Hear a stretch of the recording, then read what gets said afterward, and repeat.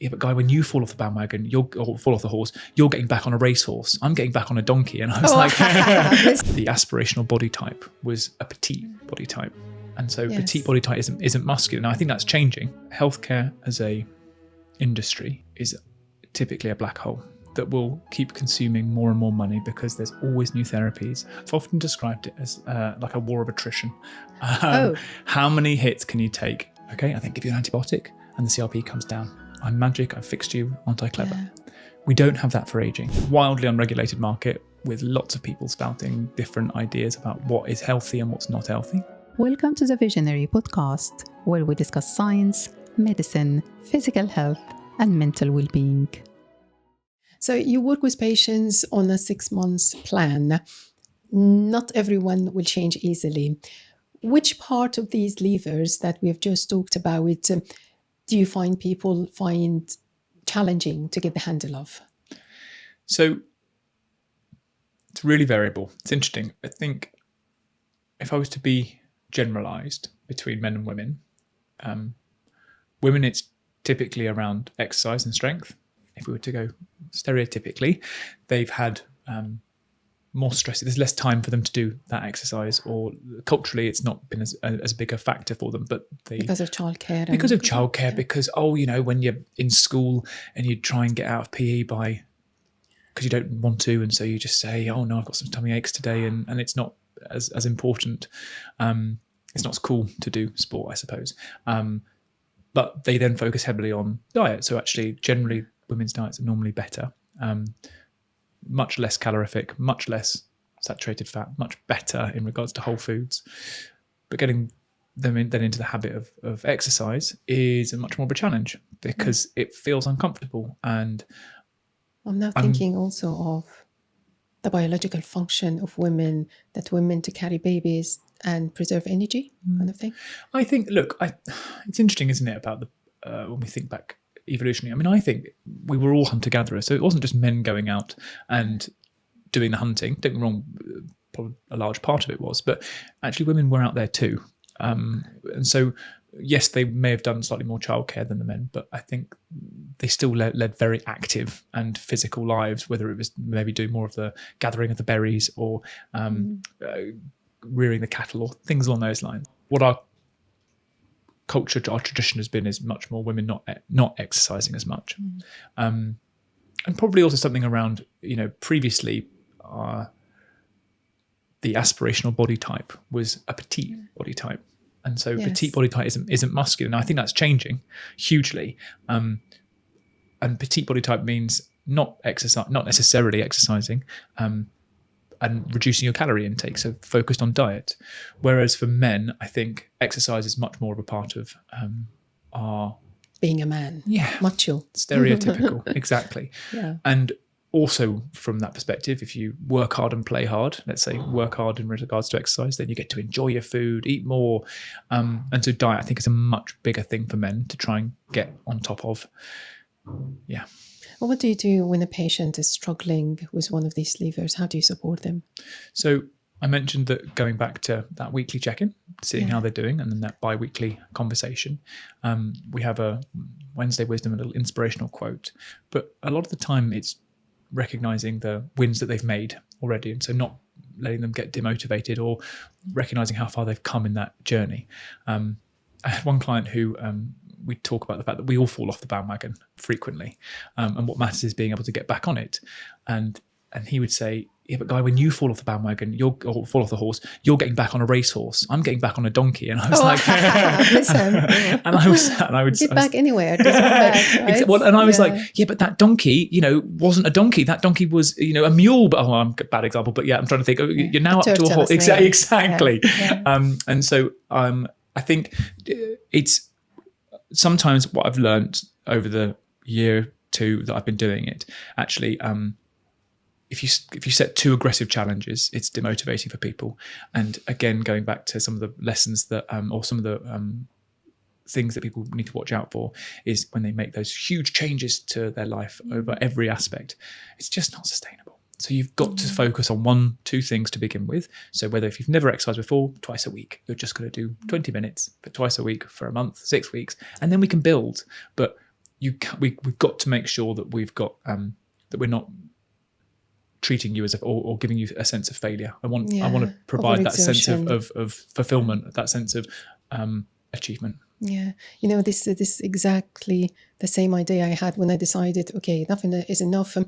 In the olden days, I used to do like 2 or 3 workouts a week, and that was never, in a way, never doable because it's just me, personalization. I have to do something consistently every single day to make it a perfect habit. It never disappears. I never deviate. And the only way I could do this is not to be harsh on myself. Do anything. It doesn't matter whether it's perfect or it's like the good shape, a lot of shape, or the 1 kilo instead of the 2 or the 3. Do anything. Just do it.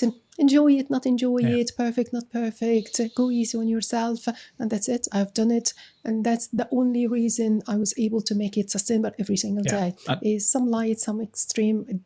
And I think that I always love the 50% effort on a workout is still 100% better than not doing the workout. And I think that makes it's such a good thing to recognize that just doing something is 100% better than doing nothing. Yes. And how do you deal with the social aspect of lifestyle change? Now we're recording the end of September, Halloween is everywhere, but not only Halloween, it's also Christmas. I can see Christmas down the end of the horizon. How do you deal with the parties, the get-togethers, the peer pressure, boys out with lots of beer? What do you tell your clients? Life is for living. I can't reiterate it enough. So enjoy yourself. And again, when we have moments on, whether if we're talking about holiday, over Christmas, I will 100% eat too much. I will 100% drink a bit too much.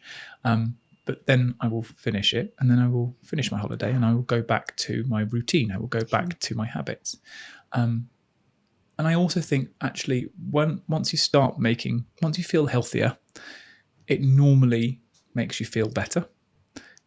And if you start to go back to the things that you were doing previously, whether that's not eating, not exercising, you don't feel as good, and you notice your mood starts to change, and you notice you don't sleep as well, and you notice that things hurt more. And so actually, once you start making these changes, it's a self-fulfilling prophecy that you want to continue down the path. Hi, I'm Hala, your host today. If you're enjoying what you see, please hit that lovely subscribe button. It would mean a lot to me and my team. Or maybe it's more now. We're still learning, we're still finding our feet, but with your support, we can build this channel. Let's take this journey together, one step at a time. Thank you so much for being part of it. We usually conclude our episodes with visionary, moral, and ethical questions, the tough ones, difficult ones. And there is an economic element to longevity medicine, isn't there? We don't typically do comprehensive blood tests on the NHS, and so many of our communities are already under stress, underserved for the basics. So how can we ensure that proactive, preventative longevity medicine is not only for the elite and that it's inclusive? So ultimately, I think everyone knows a lot of everything that I've mentioned so far. The tests that we'll do, it comes down to eating well, exercising, and then looking out for early signs of problems. The first 2 of those, eat well and exercise, you don't need necessarily money for. Now, again, I think a VO2 max test is really helpful to understand how fit you actually are. And again, is this on course for what your future aspirational activities are? Doing your strength metrics are really important to understand how strong you are and whether that means that you're going to be able to lift up your grandkids in your 7th, 8th, 9th decade of life. But even if you were to just do a bit of exercise and a bit of strength training, generally you're probably doing more than 50% of the population in the UK. And so the first 2, I think people can do. And people know this stuff. This is not revolutionary medicine. But again, when we're talking about on a population basis, if you work 2 jobs with 2 kids struggling to pay the bills, me saying, you should do half an hour of exercise a day when actually you're barely coping as it is not helping anybody. And that's why it's a much more wider societal conversation. How can we ensure that we're instilling these virtues or empowering people to do these things? I think, again, going back to the things that you can also do, you can check your blood pressure. They're £15 off Amazon to do your blood pressure. And so the cholesterol is exactly on the NHS. On the NHS. So they can do the simple tests. They're not, and I do acknowledge they're not as good as what I will be able to provide, but they're 80% of what you need. And I think, again, going back, this is about, so these things are available to people, but I think they're much more typically about looking at their life as it is right now, because they know these things that they should do. They just don't know. They don't have the opportunity, or their priorities are to survive the next day, as opposed to survive in 20 years' time. Yeah, there's this idea that I read somewhere, also very clever evolutionary idea, is that if we are striving to live on the basics, impoverished communities, or lots and lots of stress, there is less energy to work out. It's like the brain is reserving energy, so it will be a kind of a battle to do that. But it's not impossible. No. Obviously, I'm not trying to be pessimistic. Public surveys in England indicate, and this is a quote, increasing demand for private general practice, with private clinics becoming more common in urban areas like London, potentially highlighting a growing gap in public access. Reports on the NHS describe a system often overwhelmed by daily demand. We don't need report to know that, but experts like Professor John Denfield have proposed a quote, another quote, parallel health service centered on preventative care to save the NHS. Now, I'd like to hear your thoughts about this, because you have a foot in both domains, in the NHS, where you work in Tonbridge Medical Group as a GP, and in your private clinic, Visionary Health. Now, are private clinics a secondary thing, an option, or a solution to a problem, hence a must? So we have way too much demand, not enough supply. And if we were to talk about the reasons behind this, we have an aging population. We had something roughly 40 years ago, there was 20 working age people to every one pensioner in the UK. That number has now come down to 3 working age people for every one person who's a pensioner. So we're supporting a lot of older people. Older people get sick much more than younger people. And older people aren't necessarily, or pensioners anyway, aren't producing necessarily for the revenue for the government. Yes. So there is huge financial constraints on the current system. I think private companies have an opportunity to take away some of that demand if people are willing to pay for it, which hopefully frees up resources for others and appointments for others. I think that healthcare as a industry is typically a black hole that will keep consuming more and more money, because there's always new therapies, there's always more services that we would want to provide. And so focusing on what makes a difference as the best bang for your buck is what I'm trying to say. So private companies could take away some of the demand. That would help slightly. And I think when we're talking about preventative healthcare, I don't know that the NHS can do it. And that's not to be pessimistic. It's more to be honest about the challenges that we face and where the best bang for your buck exists. There's no doubt that prevention is better than cure. But I think we're actually talking about public health. We're not talking about what the NHS can do.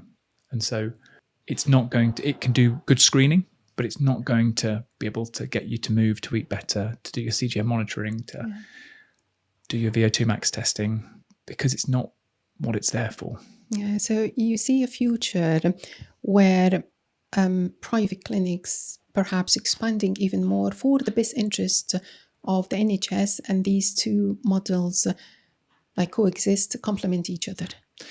I can see that people aren't able to get access to the care that they want, and therefore there is excess demand, and we have an economy which will mean that if there's demand that needs to be serviced, supply will follow. And that will have to be that. The only option for that is in the private sector, unless, theoretically, massive expansion within the NHS, because suddenly the government's got lots more money and there's AI has made a big difference. But I think with the current financial constraints, we are focused on what gives meaningful differences to people's lives, and ultimately being able to see a GP and have an appointment, being able to go to the hospital if you need an emergency heart procedure or intervention. That's what the NHS is set up for. Yeah.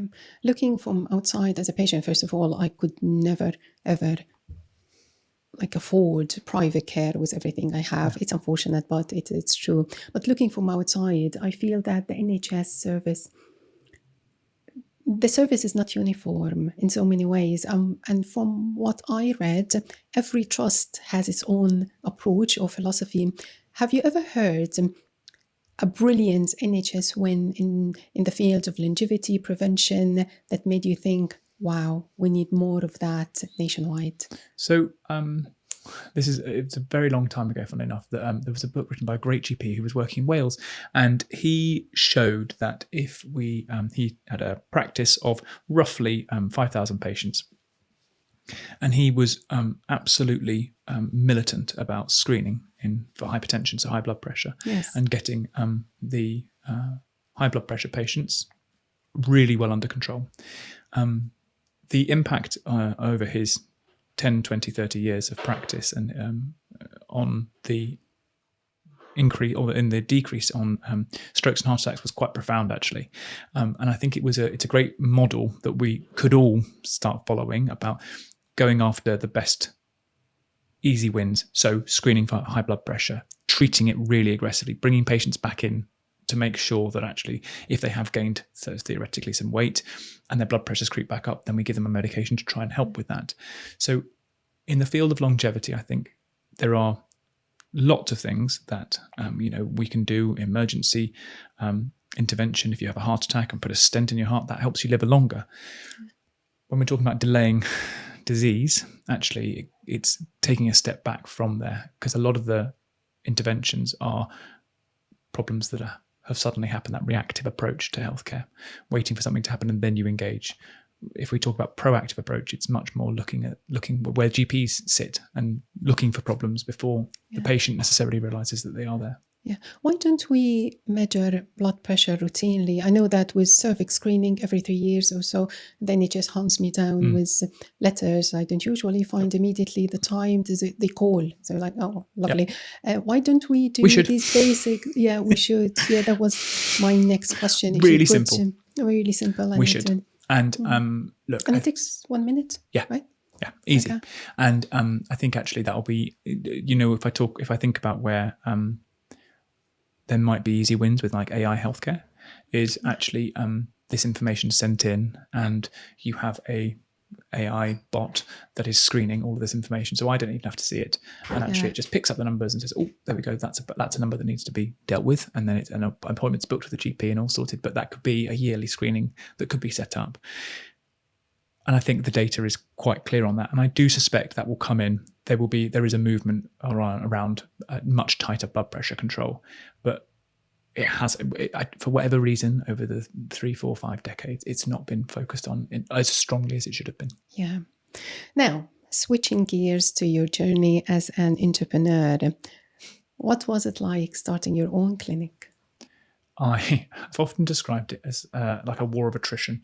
How many hits can you take? And I think that it's one of those times where I was never taught how to do, start your own business background. No, so I read economics as my first degree, but that doesn't mean I know what a business is or how to market it or how to talk about these things. So it's been a journey I've really enjoyed. It goes back to that part of the conversation we were having about how, learning makes me happy, and challenging myself is something that brings me fulfillment and purpose.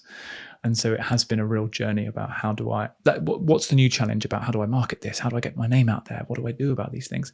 And it's a whole different game. It's a whole different game. And so, what I would say about it is I've learned loads, and when things start to go well, the satisfaction is really high, and that's hugely rewarding. Yeah, learning on the go is the best way ever. There's something to be said about how naive people can be when they start something, but at the same time, they have a fresh outlook. They see better, they see the flaws easily. Yeah, remarkable. Now that you have your own business and you might have employees, maybe now or in the future, we spend at least 8 hours seated in our jobs. How can employers contribute into the potential longevity of their staff, or how should the workplace of the future look like? I think there's two things. One is movement, and the other one is diet, from what employers can do and help with. And from a movement perspective, that could be standing desks. That could be, one of my colleagues has recently purchased it's like a bike underneath your desk. So you pedal. Really? Yeah. Wow. Walking treadmills, things like that. But, I think there's lots of things you can do in your day-to-day life. So whether that be every half an hour, getting up, moving. Look, I will, in my clinic, every time I call a patient in, I will alternate between doing 20 press-ups, and then the next patient I'll call in, I will do 15 squats. These are micro bits of exercise that I am doing over a 3 or 4 hour period. And it means I'm probably doing over 200 press-ups in a morning and over 150. Yeah, exactly. And it's so easy. Like, it's not difficult to do. It takes 90 seconds.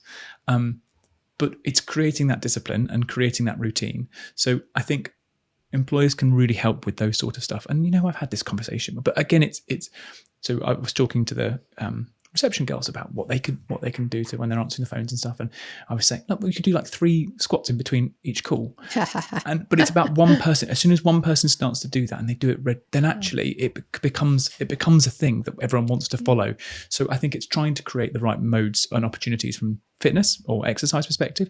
And the other stuff is, and I totally believe in this in the sense of it's great. We bring in cakes, we bring in pastries, we bring in delicious foods to improve morale. To you guys, right? Yeah. I never do that. Only on birthdays. But what you brought in was a kefir yogurt and raspberries, which was delicious, and ultimately actually has made me feel I don't feel bloated. I feel good. I've got energy. My sugar spikes have been absolutely fine. I've been showing you how good I've been. And so actually, I think it's changing the foods that we bring in, and actually if we did like a fruit box, which I've had previous employers where actually every lunchtime there's options available fruit, just making those decisions, or making those opportunities that you have available the healthiest that they can be, because we'll always reach for the easiest and the high and the most delicious. But actually, if it's the choice between, I don't know, theoretically a celery stick and an apple, generally you'll go for the apple. But an apple's great. There's nothing wrong with that compared to other things. Exactly, and you'll probably choose, if it's nothing or a celery stick and you're really hungry, you'll go for the celery stick. So actually, I think those are the sort of nudges we can change in our workplace to make a meaningful difference. Now, you're building something at Visionary Health that could potentially change the way we think about mortality and aging. How do you evaluate which new technique or new tool to incorporate into your practice, as opposed to things like Instagram trends kind of thing? So one, I think I have to have a logical basis behind why I think that thing would work. So when I talk about the CGM monitoring, I've got a disease that I can relate it to, and so type 2 diabetes, and understand that higher sugar is linked with much worse outcomes, and so therefore I can make a logical and informed decision about lower sugars are better. And actually that's what the data shows, and that's what the medications that we give to type 2 diabetics do, is they lower your sugar levels. When we're talking about the other things, actually a lot of this stuff is being engaged in journals that are happening. So I don't know, I read the BMJ, the British Medical Journal, the BJGP, which is the British Journal of General Practitioners. There's a lifestyle medicine website which is excellent, British Society of Lifestyle Medicine, and a lot of the time actually that sorts the nonsense out. Because, is that how you stay current with longevity research? I think that's typically what I'm focused on. So like when we talked about cold baths, it doesn't really make sense.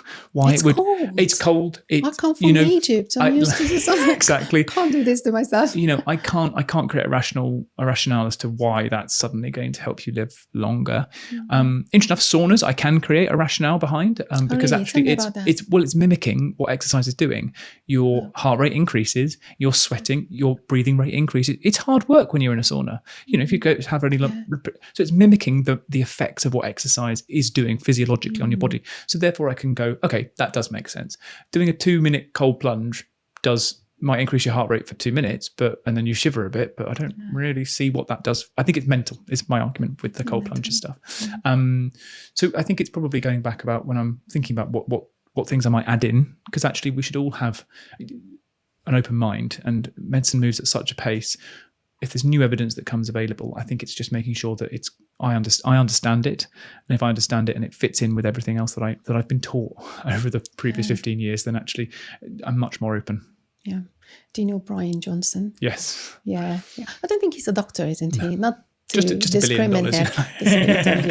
He doesn't want to die, or he says he will not die. He did that funny experiment which he injected the blood of his teenage child into him in an anti-aging experiment, hoping that fresh blood or young blood will add factors or reverse aging.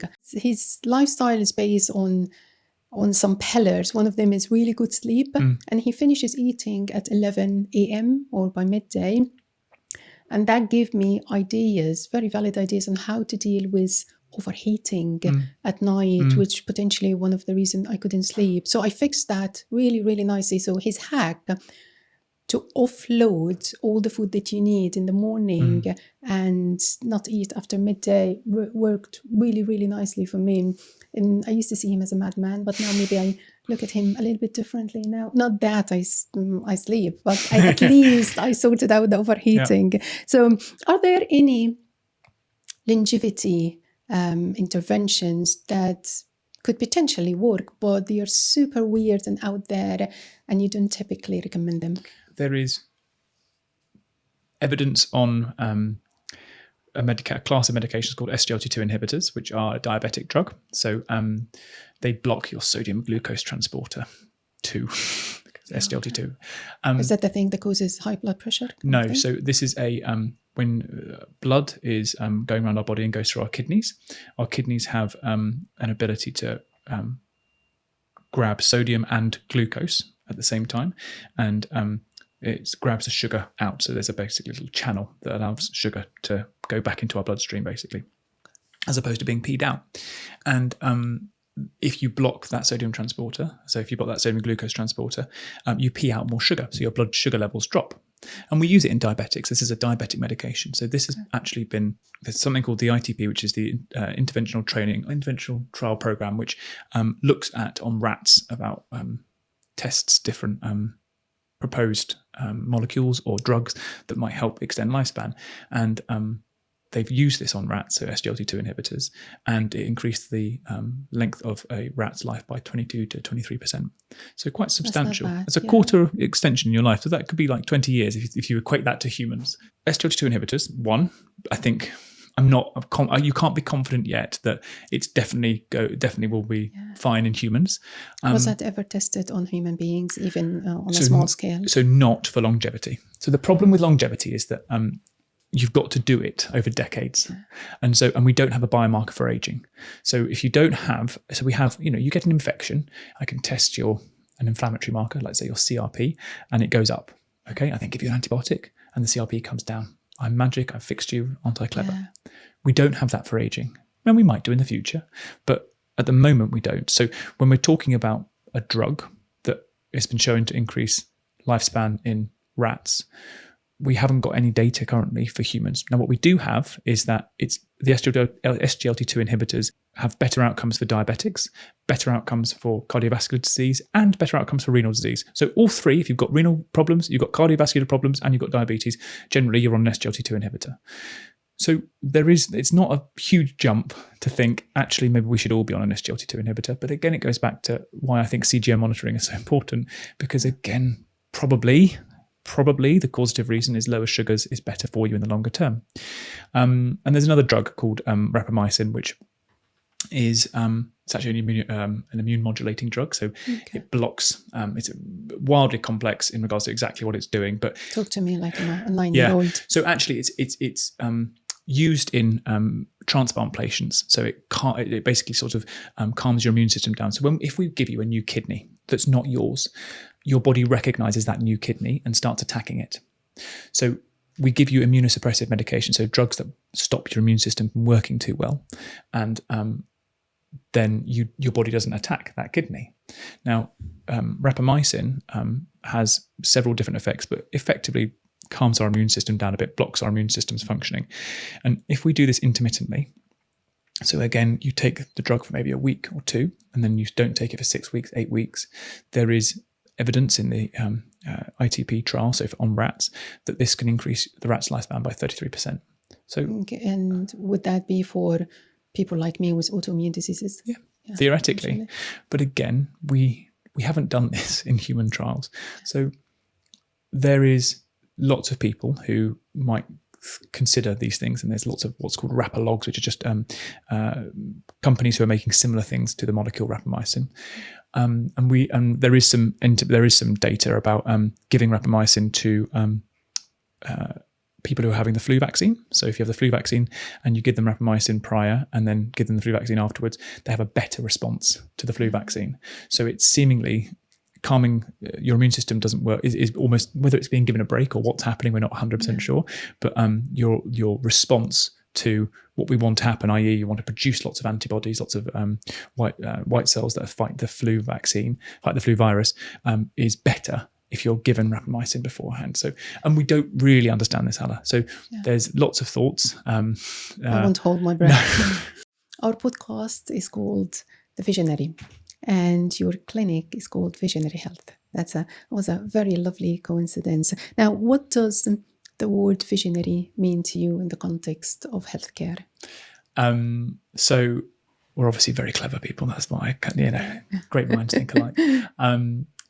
I liked visionary because I suppose it was more, I have a vision for what I think healthcare should be like.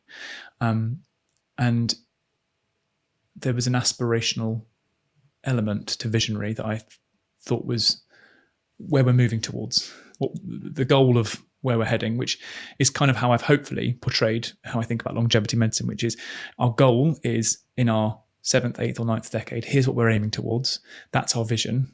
And that's why I loved the whole visionary health thing, because it's where we're moving towards the future. That's the future that we're going for.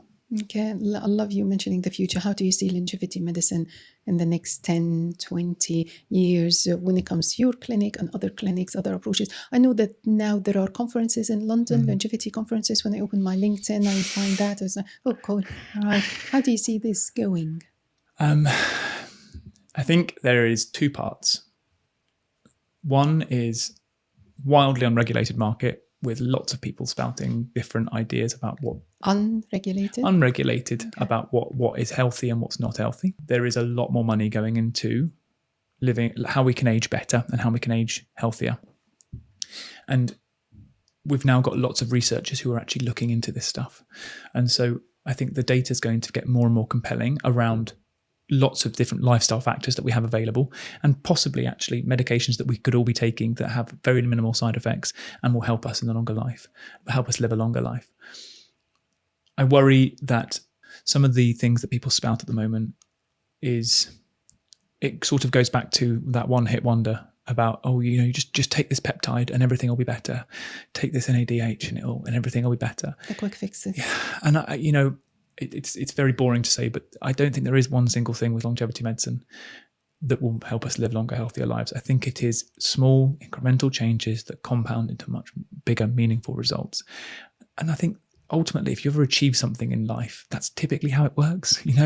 If you ever, starting your own business, it's about small changes. Keep going, keep chugging away at that compound. Running a marathon, you don't just run a marathon, you build up, you keep. So it's that discipline. And I think that's where I think the best evidence will always exist for longevity medicine. But I think there are things that we can add in, and it's keeping an open mind with all of these things. Things will come up and we'll go, oh, actually, that's probably like strong convictions loosely held is a nice term. We commit to the evidence that we have available. New evidence changes, we adapt, we move with it. Yeah, brilliant. I'm 47. I say that in every single episode. Twice in this episode. Yeah, I know. Tell me something about aging gracefully. Aging gracefully is recognizing that the aging process is happening to us all. And it's understanding that you have control over your future, over your destiny. It's not perfect, but it's what you can do. And so I think aging gracefully is much more around continuing to do the activities that you enjoy, continuing to be the runner that you want to be, continuing to lift up your 6 grandkids, continuing to be a voice of reason to your daughter throughout her life and impart wisdom to your grandkids. So I think it's an opportunity to grow old, and it's an opportunity to grow old well that we can all attain.